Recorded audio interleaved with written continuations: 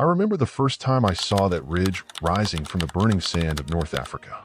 It seemed nothing more than a line of stone and dust, a broken ribcage of the desert stretching against the pale horizon, and yet in that moment, it looked to me like a wall between life and death. The heat shimmered over it, the air heavy with a metallic taste of anticipation, and every nerve of my body told me that whatever happened up there would carve itself into memory forever. It was not the kind of place you choose to fight for, nor the kind of hill that would earn a line in history books, but for us, and for the handful of men holding it, it was the world entire. We had been warned. German armor was on the move, heavy panzer divisions pushing like iron teeth through the sand, supported by the Luftwaffe's relentless fangs in the sky. Our maps had circles scribbled on them, arrows drawn like daggers. The paper never captured the weight of reality. The desert had no mercy for the unprepared, and we were never more exposed than when the sun laid its cruel gaze upon us. That morning, before the storm broke, the men of the Special Boat Service crouched in the thin shade of rocks and broken shrubs, their faces cut with dust and determination. They were not many. In truth, they were far too few to stand against the wave we knew was coming. But courage often has no regard for numbers, and that courage burned in their eyes. We had no illusions. Every scrap of intelligence told us that the Germans intended to crush this position with overwhelming force. They would sweep it clean, roll over it, and leave nothing but wreckage and memory. And yet, that ridge was the one place our line could not afford to lose. Ships at sea waited for the signal that we still held fast. Planes in the distance circled like hawks searching for prey, and reinforcements, though promised, were hours away. Hours in war can stretch into eternity. The first sound was not the engines of tanks, nor the steady march of boots.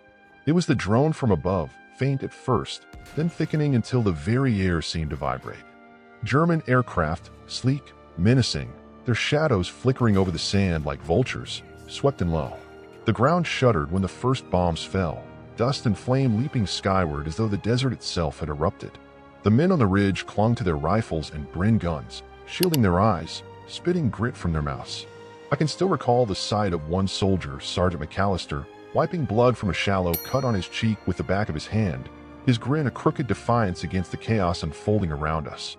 It was madness, and yet it was also strangely calm. In those moments, fear was not the sharp terror of flight, but the steady awareness that everything depended on holding, no matter the cost. The tanks came next.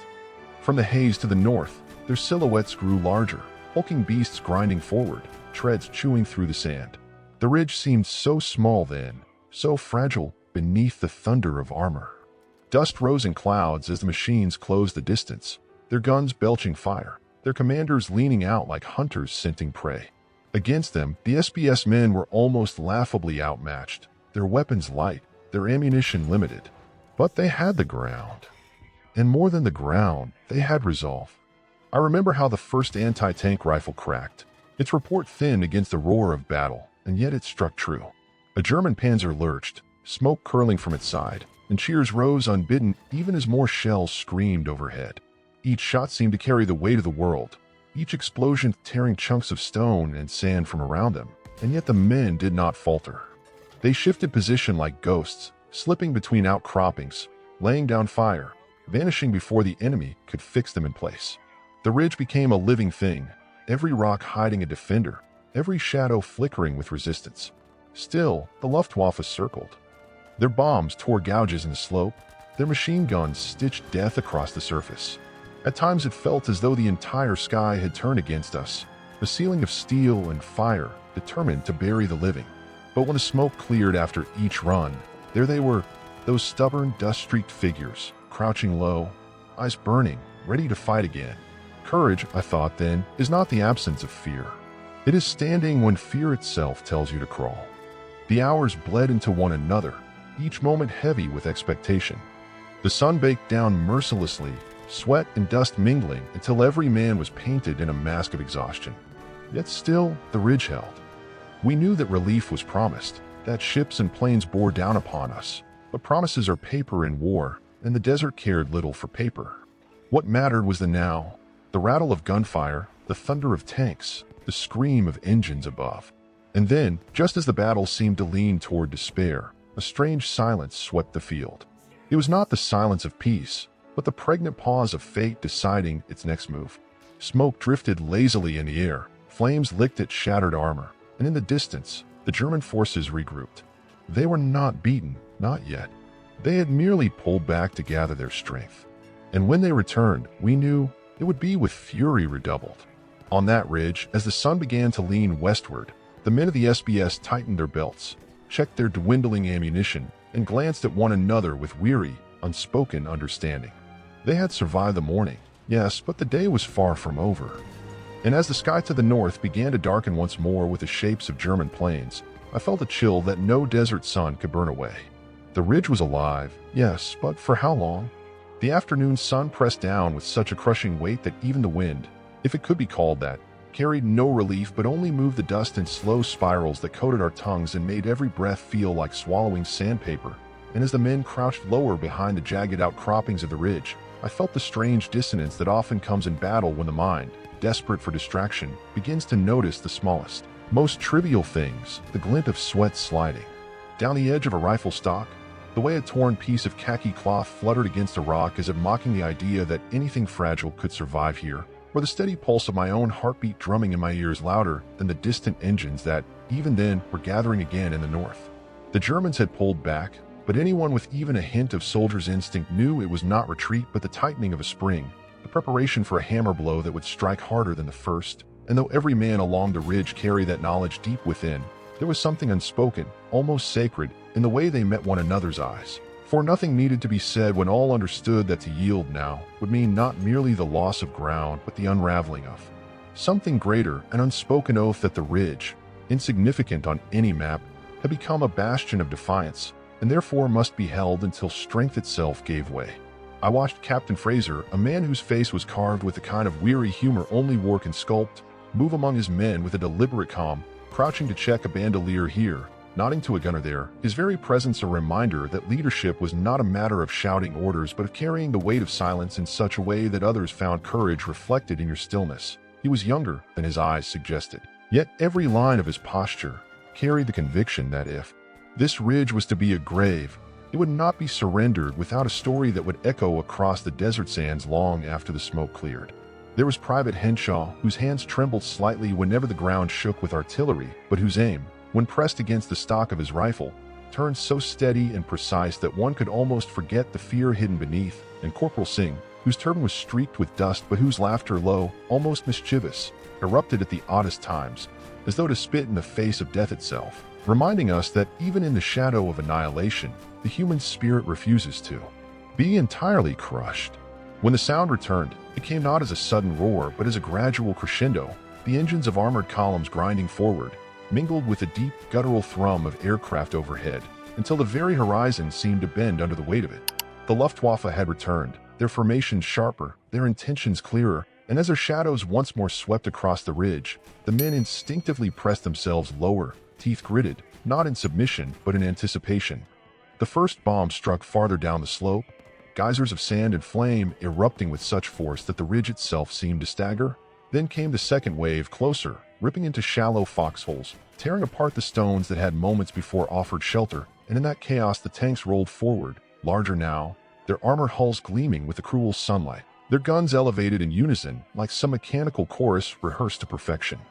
It was at that moment, when reason whispered that no handful of men could possibly endure against such a storm, that the ridge revealed its true nature for the defenders. Instead of shrinking into despair, became almost elemental in their ferocity, firing not with the desperation of men clinging to life, but with the conviction of those who had already accepted that death might come, and therefore had nothing left to fear.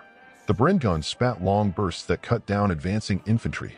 The anti-tank rifle cracked again, and again until its barrel glowed, and grenades arced through the smoke with the strange grace of sparks leaping from a fire. The Germans answered with the fury of their artillery, shells detonating so close that fragments shrieked past like swarms of wasps, and every explosion seemed to carve another scar into the ridge. Yet still the line did not break.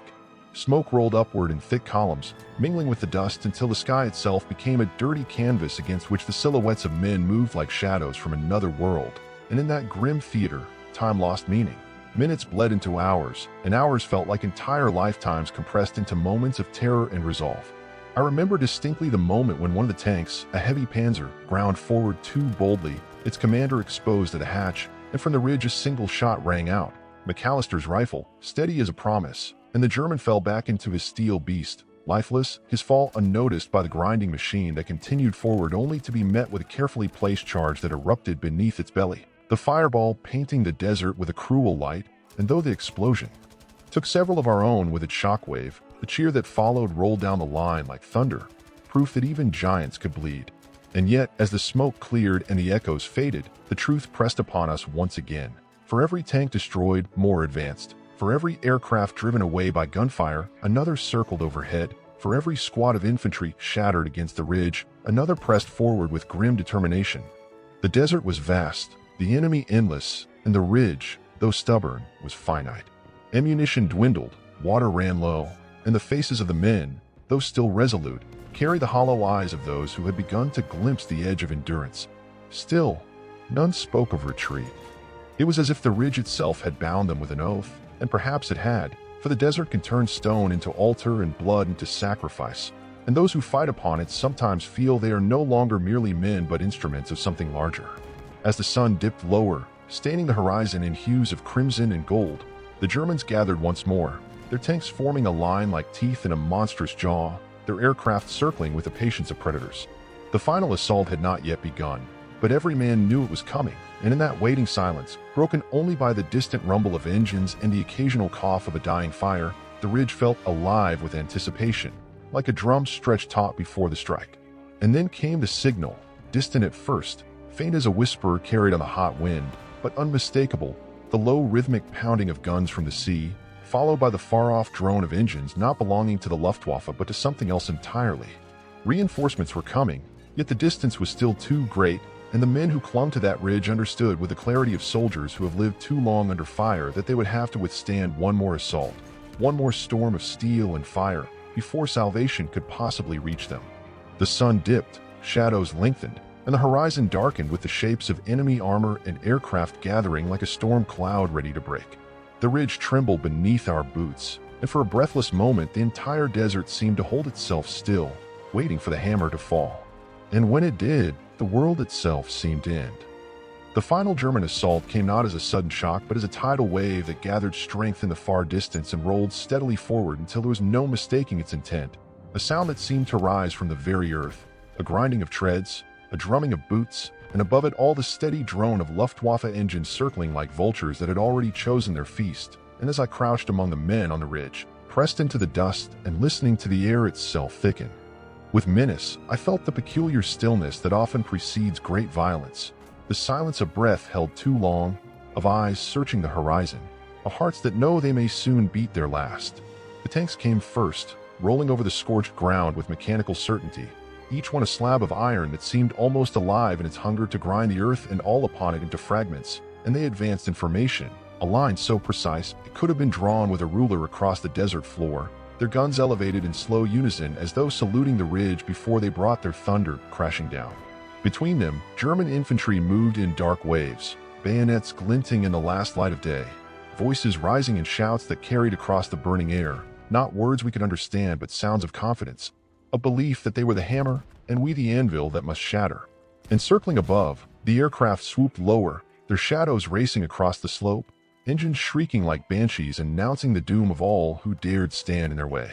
When the first shell struck, the ridge itself seemed to convulse, boulders leaping as though startled, dust blasting upward in choking plumes that turned the very act of breathing into agony. And yet even within that chaos the defenders moved with a kind of instinct born of desperation, shifting position from rock to rock, exchanging quick nods rather than words, for language had become unnecessary. It was the rhythm of survival that guided them now, the intimate knowledge that every movement had to be swift, precise, and silent if they were to endure another minute.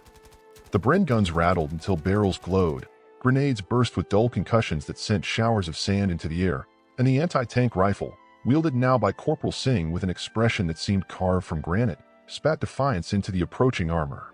Still the Germans pressed closer, the infantry surging up the slope with the relentless determination of men who believed that sheer numbers and firepower would erase all opposition. They shouted to one another, gesturing with rifles, pointing toward the hidden positions where they believed the defenders clung, but the men of the SBS had by then become phantoms, appearing where least expected, vanishing in smoke, striking with sudden ferocity and then slipping back into the folds of the ridge. One German squad reached a cluster of boulders near the crest, only to be met by an explosion that flung bodies into the air, their silhouettes black against the glowing horizon, a brutal reminder that the ridge would not be yielded without blood. The Luftwaffe descended then in earnest, diving through the haze with guns blazing, the rattle of their fire stitching across the ridge in lines of death that sent shards of stone whistling through the air like blades. And each time a plane swept past, the defenders pressed themselves against the earth, teeth clenched, hearts hammering, knowing that at any moment the next burst might end their vigil.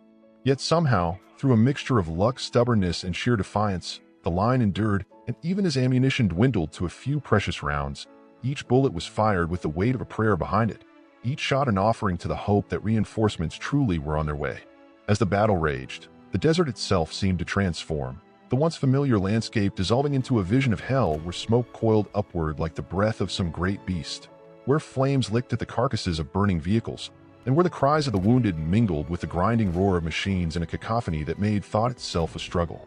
I remember seeing McAllister, his face streaked with blood and grime, crouched beside a shattered outcropping with his rifle laid across it, his eyes hollow yet unyielding, and for a moment I thought of all the poets who had tried to capture what war truly is, and how even the most eloquent words could never convey the sight of a single man refusing to bow even as the world collapsed around him. The Germans threw themselves at the ridge with a fury that bordered on madness, and for every one we struck down, another appeared, climbing over the bodies of his comrades with the same grim determination, until the slope below us became a grotesque mosaic of shattered steel and broken flesh. The tanks drew closer, their guns pounding at the rocks with unrelenting force, and when one finally reached the lower crest, its engine roaring as it struggled to climb, there was a moment when it seemed nothing could stop it from crushing through the last line of defense. But then, with the precision of men who had rehearsed such impossibilities in their minds 1,000 times, two defenders crawled beneath the smoke, carrying with them the last of the charges, and the only one returned. The explosion that followed tore the tank apart in a fireball that briefly lit the ridge as though it were daylight again. By then, the men were exhausted beyond measure, their water nearly gone, their voices hoarse, their weapons fouled with sand and blood. Yet still they fought on, for in their eyes there was no alternative. The ridge was no longer merely a piece of ground but a covenant, and to abandon it would have been to abandon themselves. Captain Fraser, moving along the line with his calm presence, carried not words of comfort but the simple assurance of his own steadiness, and when he passed, each man straightened a little, found within himself one more ounce of strength, one more breath with which to fire, to fight, to endure. The horizon to the west had begun to change, the sun sinking and staining the sky in shades of crimson and violet, and with it came the faint but growing thunder from the sea, a sound so low at first that it could be mistaken for the imagination, but gradually strengthening until it became undeniable, the distant boom of naval guns, their shells screaming overhead to land far behind the German lines, tearing gouges in the desert floor and scattering the rear echelons of the assault. And mingled with that sound came another, higher-pitched, the drone of engines not belonging to the Luftwaffe but to aircraft of our own, drawing nearer with every heartbeat. The men heard it too, their heads lifting as though a single invisible hand had raised them, and though their faces were still smeared with dust and despair, there was a flicker of something else now, a light that had not been there moments before. Reinforcements were coming, yet even so, the Germans were not yet broken, and the men on the ridge understood that they must hold a little longer, endure one more surge, until the weight of salvation could finally fall upon the battlefield. The desert, painted in the dying colors of day, seemed to hold its breath as both sides prepared for yet another clash, and though hope had entered the hearts of the defenders, the fury of the enemy still loomed large, pressing down upon us with all the inevitability of a storm that has not yet spent its strength. And in that suspended moment, standing upon the knife edge between annihilation and deliverance, the ridge felt less like a place of stone and more like a crucible, a place where the fate of men and nations would be tested in fire.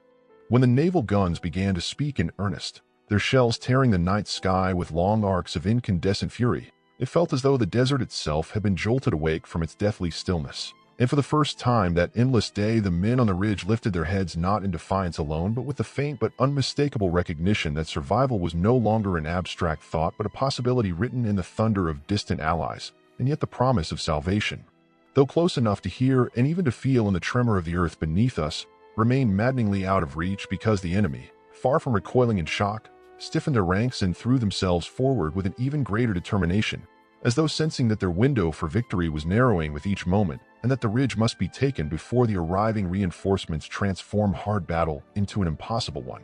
The night was descending with a strange kind of violence, the horizon aflame in places where burning wrecks continued to throw columns of smoke into the air, while elsewhere the stars struggled to pierce through the haze of cordite and dust, and in that strange half-light the battlefield took on a quality almost otherworldly, a place where time had no meaning, where the world had shrunk to the ridge and the men upon it, and where the universe itself seemed to hold its breath as to whether they will continue to endure or finally collapse beneath the endless pounding.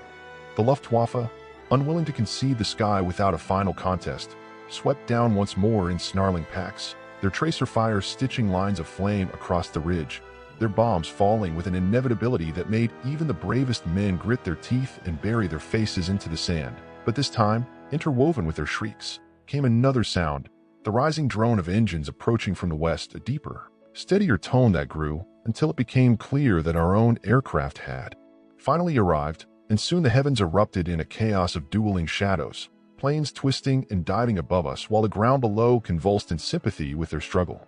There was a strange comfort in watching that aerial dance, even though death still reigned upon us, for to see the sky no longer monopolized by the enemy, but shared with our own fighters was to feel the scales, if only slightly, begin to shift, and the men on the ridge, though battered, bruised, and nearly broken, clung to that vision as though it were the first sip of water after days of thirst. But the Germans were not retreating, not yet. Their tanks pressed forward once more, their infantry rallying under shouted commands, and the ridge trembled as the iron beasts ground closer, firing relentlessly, their shells smashing into what few strong points remained.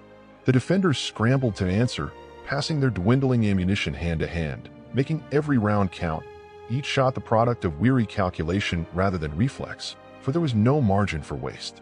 Captain Fraser moved along the line with the same calm steadiness that had marked him from the beginning, though now his face was gaunter, streaked with grime and lit by the intermittent glow of explosions, and he spoke in low tones not to inspire but to remind, to ground each man in the reality that so long as they drew breath, so long as they occupied the ridge, the enemy had not won. I recall seeing him pause beside Corporal Singh, whose anti-tank rifle had long since warped from heat, and with nothing more than a nod, the captain shifted the man to another weapon, the exchange carried out in silence but heavy with the unspoken acknowledgement that both knew they were fighting not for victory in the grand sense but simply to carve out enough minutes for the promised reinforcements to arrive. The Germans came close enough now that the sound of their shouted commands became distinct, guttural cries carried on the wind, and soon after came the clash of grenades thrown both ways, the explosions tearing gaps in the rocky defenses, filling the air with grit that stung the eyes and made every blink painful. Men fought now not only with rifles but with bayonets, knives, and even fists when the lines blurred and the enemy surged too close, and in that intimate violence, the ridge became less a battlefield and more a maelstrom where individuals collided in bursts of fury, vanished in smoke, and reappeared again as shadows staggering through the dust. At one point, the Germans gained a narrow ledge halfway up the slope, planting their machine gun and sweeping the defenders with deadly fire that forced several positions into silence, and it seemed the crest itself might finally be breached, but McAllister, limping badly from a wound taken earlier, crawled along a shallow cut in the rock, dragging with him a bundle of grenades, and though I lost sight of him in the smoke, the sudden eruption of flame that tore the ledge apart told me all I needed to know. The gun fell silent, and when the dust cleared there was no sign of McAllister, only fragments of rock and twisted metal, and for a moment the men who had witnessed it lowered their heads not in despair, but in a kind of reverence for such sacrifices, repeated again and again across the ridge, with the very currency by which survival was purchased. By now, the naval bombardment had grown heavier, shells screaming overhead with a regularity that seemed almost like the beating of some colossal drum, each impact shattering the German rear and disrupting their lines of supply. Yet still the vanguard clung stubbornly to the attack, their officers urging them forward with gestures so wild they seemed almost desperate. The tanks, fewer now, but still formidable, ground higher, their silhouettes monstrous against the fire-lit horizon, and it was at this moment that the first of our aircraft, having driven the Luftwaffe back into scattered knots, dipped low and released its payload directly onto the armored column, the explosion so violent that for a moment it seemed the night itself had torn open and the men on the ridge, exhausted and deafened though they were, let out a roar that was half triumph and half madness. Yet the battle was not ended. Darkness thickened, making every shape uncertain, every shadow a potential threat, and though the enemy's numbers had been thinned, their resolve remained iron, And they surged again with bayonets gleaming under the dim light, their boots pounding the broken earth as if sheer momentum might carry them over the crest. The defenders, hollow-eyed and staggering, met them with what strength remained, fighting now in a blur of exhaustion where time ceased to matter, where each moment was only the next breath, the next trigger squeeze, the next desperate lunge with steel. The ridge echoed with cries in English, German, Punjabi, and Scots, the voices of men who might in another world have shared drinks or laughter, but who here were bound only to the brutal necessity of destruction. And then, through that storm of violence, a sound rose that silenced even the clash of steel, the unmistakable thunder of engines approaching fast from the west, not the low whine of fighters but the deep, throaty growl of heavier aircraft, bombers flying in formation, their silhouettes just visible against the faint starlight. The German infantry hesitated, some looking skyward, others ducking instinctively, and in that pause the defenders seized what little breath they had left and prepared for what might be the last act of the day. For it was clear that the storm above was about to descend upon the battlefield in full. The ridge, blackened, broken, and soaked in blood, still stood, but it trembled on the edge of collapse, and as I looked out across the desert, watching those bombers sweep closer, their bellies heavy with fire, I could not tell whether they heralded salvation or the final obliteration of all who still clung to that cursed, sacred height. The final act of that endless day arrived in a manner both magnificent and terrible, for when the heavy bombers swept overhead, their engines drumming the sky like an orchestra of iron, the defenders who still clung to the ridge felt the air itself change, thickening with expectation and fear in equal measure, because the salvation we had prayed for through sweat, grit, and blood was finally within reach. Yet at the same time it carried with it the possibility of annihilation, for the bombs that fell from those vast machines cared little for the thin line that separated ally from enemy, and as the first payloads were released, descending like meteors through the haze, the ridge shook with an intensity that dwarfed all that had come before, the explosions cascading across the German lines, tearing open the desert in gouts of fire so bright they seemed to challenge the stars themselves. In that moment of furious deliverance, the Luftwaffe returned in one last desperate flurry, streaking through the heavens in chaotic dogfights against our fighters, their tracer rounds carving luminous arcs that briefly illuminated the horror below. And I remember lifting my head from the dust just long enough to glimpse two planes locked together in a fatal embrace, spiraling downward until they vanished in a blossom of fire that briefly lit the slope like a flare from some divine hand. And the men around me, though battered beyond description, raised their voices in a hoarse cheer, not because they took joy in death, but because that streak of flame was proof that the enemy was faltering, that their grip upon the sky was loosening with every passing heartbeat. The German infantry, caught in the maelstrom of bombardment and air attack, staggered in their advance, their formations breaking apart under the relentless hammering of shells and strafing runs. Yet still they came forward, driven not by strategy, but by the stubborn inertia of men who had already committed themselves too far to retreat, and so the ridge once more became the anvil against which their will was tested. The defenders, their ammunition reduced to pitiful handfuls, scavenged what they could from the fallen, pried rifles from lifeless fingers, and continued to fire in measured bursts, conserving every round as though each bullet carried not only the weight of a man's life but also the fate of the entire desert campaign. Captain Fraser, his face hollow with exhaustion, but his eyes alight with a kind of unearthly calm, moved among the men with a slowness that spoke not of hesitation but of deliberate resolve, and though I could see the strain pulling at his frame, he seemed almost untouchable, as though he had already transcended fear, already accepted that his duty was to be the last to falter, the final pillar upon which the ridge's defense would rest. He crouched beside a wounded soldier whose breath rattled like broken glass, placed a canteen to cracked lips though the water was nearly gone, and with a faint smile that carried no words, simply moved on, leaving behind a trace of courage in the dust. And then the tanks came again, fewer now, their hulks scarred and blackened by the bombing runs, but still formidable, their guns barking defiantly, their treads grinding ever upward, and the defenders, though scarcely able to lift their weapons, prepared themselves for what they believed might be the final charge.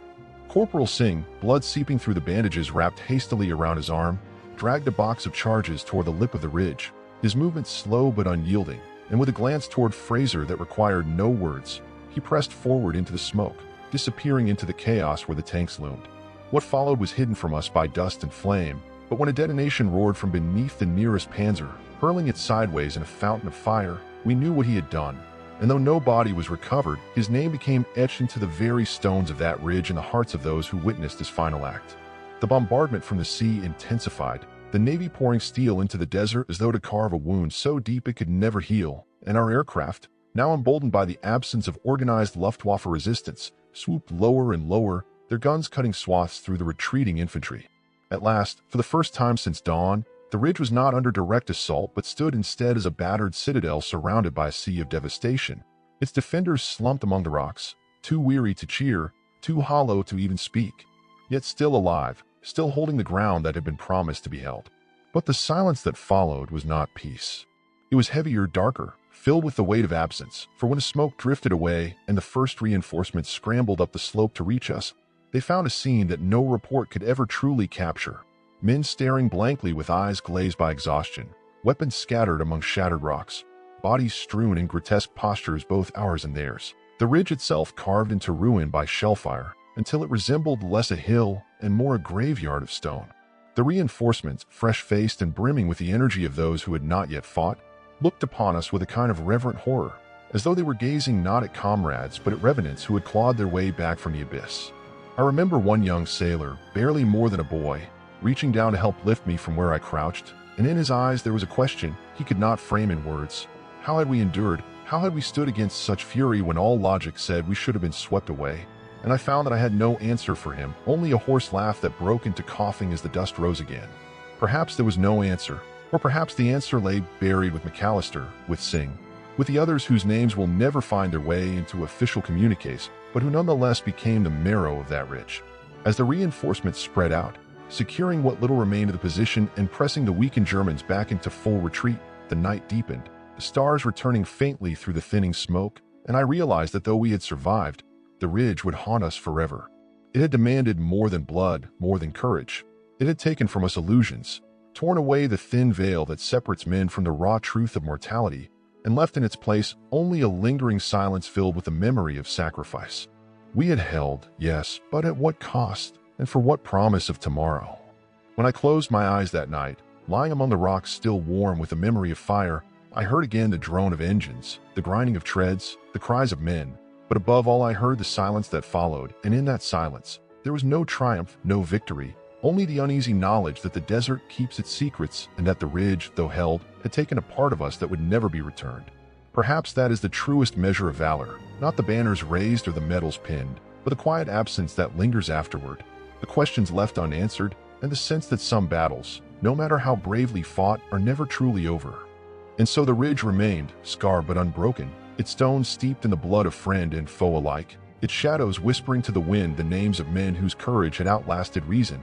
And as dawn began to stretch pale fingers across the horizon, the desert revealed itself once more in its vastness, indifferent to our struggles, eternal in its silence, and yet forever changed. For within its sands now lay a height that would be remembered not for its size or its strategic value, but for the valor of those who refused to yield when yielding was the only sane choice. That was the summer of 1942, and though decades have passed, when I close my eyes I can still feel the ridge beneath my hands, hear the engines in the distance, and taste the grit of dust and smoke in my mouth. And I know that the story of that place is not mine alone but belongs to all who stood there, who fought, who bled, and who gave the ridge its name, Height of Valor.